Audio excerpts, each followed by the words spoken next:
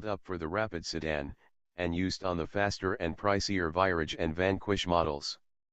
Now, after a dozen years of subtle but constant refinement, the DB9 finally is approaching the end of its run, with its replacement, the DB11, arriving by the end of 2016.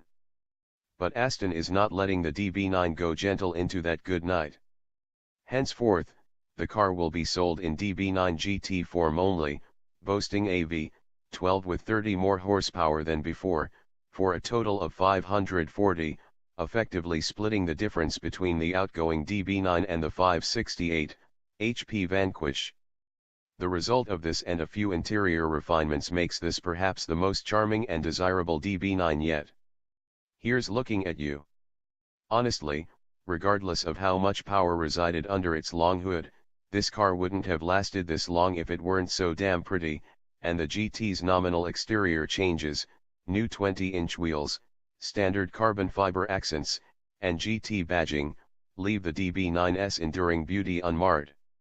Last updated for 2013, the design is as lovely as ever, still able to elicit slack-jawed, pick-snapping reactions from fellow motorists and passers-by.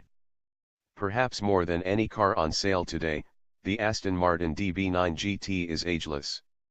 The interior remains the same decadent and lovingly crafted although space-challenged environment it's always been, only now it has vastly improved dashboard switchgear courtesy of the Vanquish.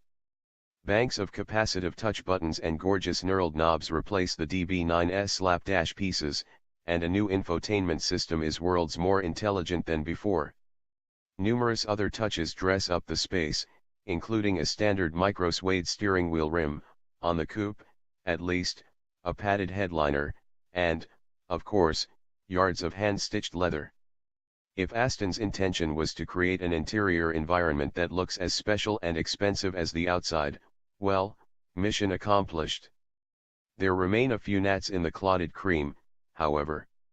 Some folks might recognize the window and mirror switchgear, as well as the air vents, from lesser brands that once were part of Aston Martin's corporate family when it was a part of the Ford Motor Company prior to being sold off in 2007. The navigation screen is too small by today's standards and can't quite bring itself to stand up straight, but rather faces slightly downward. While Aston has perfected the seats in front, the +2 rear seats remain unfit for most humans, although they make lavish shelves for briefcases, purses, and petite canines, and the cup holders can grasp nothing girthier than a Starbucks tall. And we can't fathom that after all these years Aston has never set a junior designer to the task of redesigning the unsightly steering wheel hub.